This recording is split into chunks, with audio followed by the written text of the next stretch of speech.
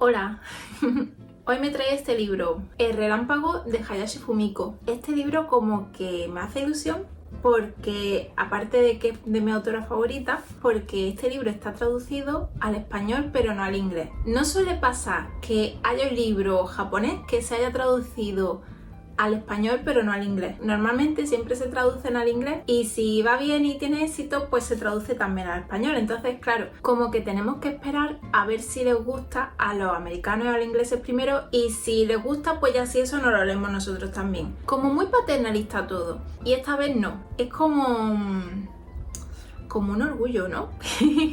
No voy a hablar mucho de la trama porque no quiero hacer spoilers, simplemente que es muy bueno. Esta novela se publicó en Japón en 1936. Hayashi Fumiko era una escritora que es de las más importantes de la literatura clásica en Japón, y ella escribía sobre la vida de las mujeres de clase baja. Esta escritora tuvo una vida muy difícil hasta que no se hizo famosa. Su madre no tenía mucho dinero, el padre abandonó la familia y su madre se tuvo que ir con otro hombre para poder sobrevivir, y luego ella, cuando se independizó, tampoco tenía dinero, tenía que aceptar trabajos muy malos en fábricas con condiciones muy malas, y tenía unas relaciones muy malas con los hombres. Siempre acababa con tíos que se aprovechaban de ella para sacarle el dinero, pues como una garrapata, le chupaban la sangre, no tenía muy buen ojo para elegir. También trabajó como periodista durante la época del imperialismo japonés, entonces pues viajó muchísimo y se arrimó bastante a los movimientos de izquierda, pues como los grupos comunistas, los anarquistas y tal en Japón. ¿Qué pasa? Que a ella no le gustaba la política, a ella le gustaba escribir sobre la vida de la gente, como ella veía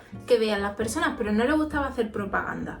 Durante la época en la que ella vivió se publicaban muchos relatos y muchas historias sobre la clase obrera, lo mal que estaban y tal, pero ¿qué pasa? Que todo eso era mucha propaganda, porque te ponían al obrero como una persona siempre súper buena, todo lo que le salía mal no era culpa suya, sino culpa del sistema que le oprimía. Pues en cierto modo era verdad, porque las condiciones laborales eran malísimas, pero era mucha propaganda, no era realista. Y eso a Hayashi Fumiko pues no le gustaba. A ella le gustaba retratar la vida de las personas tal y como era, y ella quería personajes realistas. No eran o buenos o malos, sino personas que por la situación podían hacer las cosas mejor o peor, o simplemente que eran mala gente o buena gente. Y esa es la diferencia entre realismo y propaganda. Cuando te está leyendo una historia que es pura propaganda, pues te sientes como los patos estos que como que están haciendo paté contigo, como el foie que te meten en el tubo y te obligan a comer para que te pongas, si eres un pato, para que te pongas gordo, y luego hacen paté contigo. Pues así es como te sientes. Con este libro no voy a analizar toda la historia, sino que hoy a lo que vengo es a hablar un poco de cómo utiliza el tono para enriquecer la narración. Primero vamos a hablar de la relación entre los personajes y luego del tono de la obra. La historia se centra en la vida de tres hermanas en un periodo de unos 8 o 9 meses, desde invierno hasta verano. Las hermanas son Mitsuko, Nuiko y Kiyoko. Kiyoko es la más pequeña. La madre se llama Osei. Todas son hijas de la misma madre. Y también tiene un hermano que se llama Kasuke, pero todos son hijos de padres diferentes. Mitsuko y Kiyoko son hijos del mismo padre, pero Nuiko y Kasuke son hijos de padres diferentes. Osei se había casado con el padre de estas dos, pero le puso los cuernos, tuvo más hijos y el padre pues la dejó. Los 4 hermanos y la madre han tenido una vida muy difícil, aparte de porque era una familia que estaba totalmente desestructurada por el problema del dinero, por el problema económico.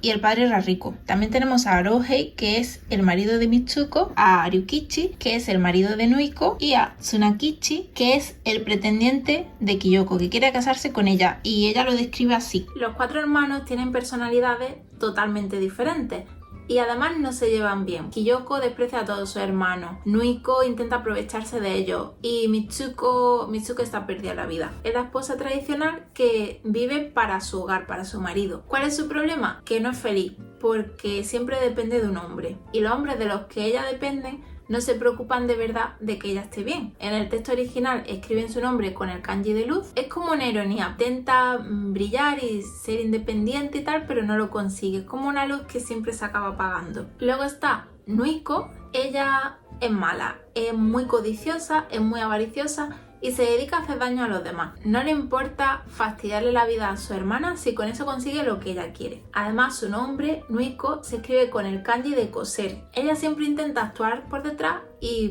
mover sus hilos para controlarlo a todos. Y luego está Kyoko, que es la hermana más pequeña. Caso que no es importante. Kyoko tiene una cicatriz del labio leporino, como Joaquín Phoenix. Es una cicatriz muy tonta, pero en esa época prácticamente te consideraban menos válida. Como lo que más se valoraba en una mujer era su cara, que tuviese una cara bonita, pues una cicatriz en la cara era una vergüenza. Toda su familia la trata con pena y la gente por la calle siempre la mira con pena, como ay pobrecita, con lo guapa que es. Entonces ella va desarrollando una personalidad muy fría, muy distante y siempre no se corta a la hora de hacer daño a los demás. Y tiene mucho rencor acumulado. Y ella está en edad de casarse y su hermano intentan casarla con Tsunakichi, pero ella no quiere, porque ella tiene su trabajo, es independiente, tiene su estilo de vida y no quiere que un hombre le quite la libertad que tiene, porque ella representa a la mujer moderna, la que trabaja y no depende de un hombre. Ella representa un poco la filosofía de Hayashi Fumiko. El amor solo es real cuando las dos personas deciden estar juntas sin depender la una de la otra. Entonces, el ambiente que hay en toda la historia es como este, todo es como muy negro, muy oscuro, como todo muy deprimente, y Kyoko es la única que intenta luchar contra eso. Y el problema que tienen los hombres es que siempre se les relaciona con el alcohol y con problemas de dinero. Las dos hermanas que son más protagonistas le guardan mucho rencor a su madre. Piensan que las decisiones que ella ha tomado son la causa de que ellas tengan una vida tan miserable. No porque ella fuera mala, sino porque a pesar de que sabía cómo era la sociedad en esa época, siguió tomando esas decisiones que hacen que todos tengan que vivir en la pobreza. A mí lo que me enfada es que no hayas parido. No te confundas, no te recrimino el que yo haya nacido así, ni que sea hija de una madre soltera. Eso no me importa. Si todos tus hijos fuéramos del mismo padre, me parecería genial. Pero no considero a Nuiko, Mitsuko o Kasuke mis hermanos. Solo siento desprecio hacia ellos cada vez que los miro. ¿No te das cuenta de que todos tus hijos somos unos desgraciados? ¿De qué nos sirve estar vivos? Y todos esos sentimientos que tiene dentro Kyoko se expresan a través del tono. El tono son las palabras que decidimos utilizar cuando escribimos. Una novela puede tener un tono alegre o puede tener un tono lúgubre o serio, cómico. Por ejemplo, un libro infantil va a tener un tono alegre y un lenguaje sencillo. El tono también se puede expresar cuando nos fijamos en unos detalles o en otros. Por ejemplo, es muy común utilizar el clima. Crepúsculo es una historia así como lúgubre y oscura y como emo. Lo que le pega es que todo ocurra en un sitio donde siempre está nublado, donde siempre está lloviendo, hace frío, porque nos transmite esa sensación de que todo es como muy oscuro. Esta novela hace lo mismo, el clima suele ser nublado, llueve muchísimo, siempre están en un ambiente oscuro, cuando están dentro de la casa todo es oscuro, es húmedo, incluso cuando intentan hacer cosas nuevas, se mudan de casa y montan un local, pintan las paredes y las paredes no se secan, se quedan húmedas porque todo es como deprimente. Cuando Kyoko se siente triste, nos describe así el clima. El paisaje exterior se emborronó y se volvió de un color lechoso a causa de la lluvia. El río, los puentes, las casas y las carreteras se veían un poco más oscuros. Mientras cruzaban un puente, se fueron encendiendo las farolas de la ciudad,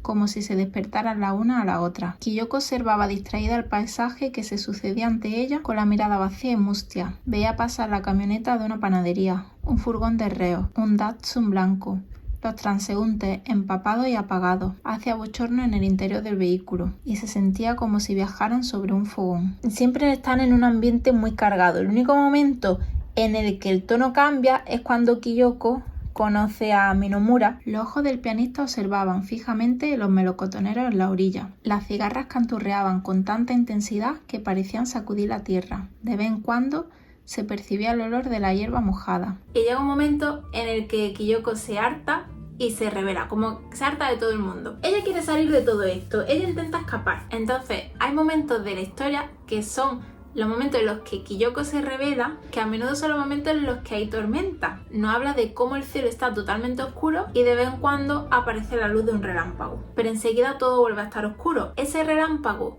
que hay en el cielo es una representación de Kyoko. En todo este ambiente oscuro y deprimente, Kyoko es como un relámpago que intenta abrirse paso a través de la oscuridad. ¿Cuál es el problema? Que los relámpagos son muy breves. Entonces un relámpago nunca puede vencer a la oscuridad. Y esta novela constantemente nos planta la duda de si el relámpago de Kyoko es capaz de abrirse paso a través de la oscuridad. Ella, cada vez que intenta salir de este embrollo, hay alguien que tira de ella otra vez. Ella ve a toda su familia como esa bola de oscuridad contagiosa y quiere alejarse de ellos. Quiero dejar atrás todo lo sucio que hay en mí y olvidarme de que tengo esta cara. Lo mejor hubiera sido que me hubiera muerto y que hubiera vuelto a nacer.